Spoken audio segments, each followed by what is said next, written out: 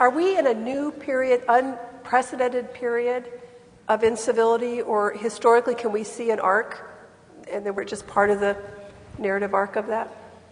Well, Stephen's written a book about this. Let's ask him. You're coming to me again. Yeah, really. What would Stephen say? I want to hear what the funny people have to say.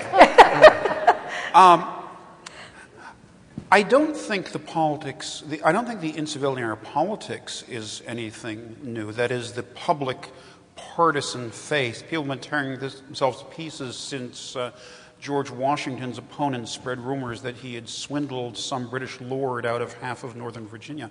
So there's nothing new about that. But I do think there are some things that are getting worse. And one of the things that's getting worse is the intensity with which ordinary citizens engage in politics.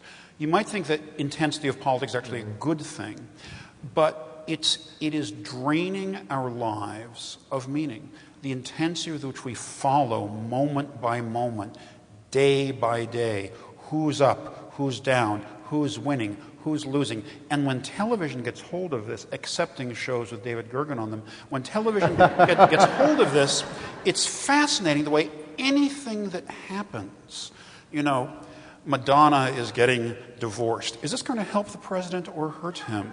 Everything is about politics. Everything is turned to the scorecard of who is winning and who is losing. There's so little time spent on explanation. I really think that one of the things the media do worst now is cover the news. It's really quite striking that everything is commentary, nothing is explanation, nothing is... So if say there's a war that might be breaking out, we don't have people on television who are simply there as people who've experienced war, know a great deal about it, can talk about the ups and downs even of a very great war. It's, well, who's going to be helped or hurt? Let's get a Democrat and a Republican in here and let them scream at each other, and that is how we'll cover the story. And I think that is... Well, I said to my wife in the car coming up I wasn't going to say that, but I think it's evil. I think evil? That's evil. I think that is evil. I think that is one of the most destructive things you can do in a democracy, is try to persuade people that the most important thing is electoral politics. Why were you hesitant? You said to your wife in the car that you weren't going to say that. Why? Yeah, well, I worried that maybe the word evil is uncivil, but Gina's persuaded me, actually, we should just say what's on our minds.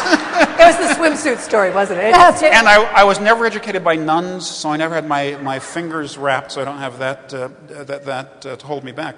But you see, just to make the point another way, and I promise very briefly, that when people speak, David mentioned a moment ago civil society. A functioning civil society gives us lots of different things we're engaged in that give meaning to our lives. If our lives consist of families, friends, work, and politics, if that is the daily cycle of our lives are grim. Our lives are going to be fraught with anger, because one of the big things that engages us, not in the long scope of history, but in the day-to-day life, is politics. And since you can't always be winning, there'll always be that frustration and anger of losing. And I think that as long as we build our lives around the next election, and every election in history is always the most important election in history, as you may have noticed from the way that they get covered. As long as we pattern our lives that way, I don't think we can escape this cycle.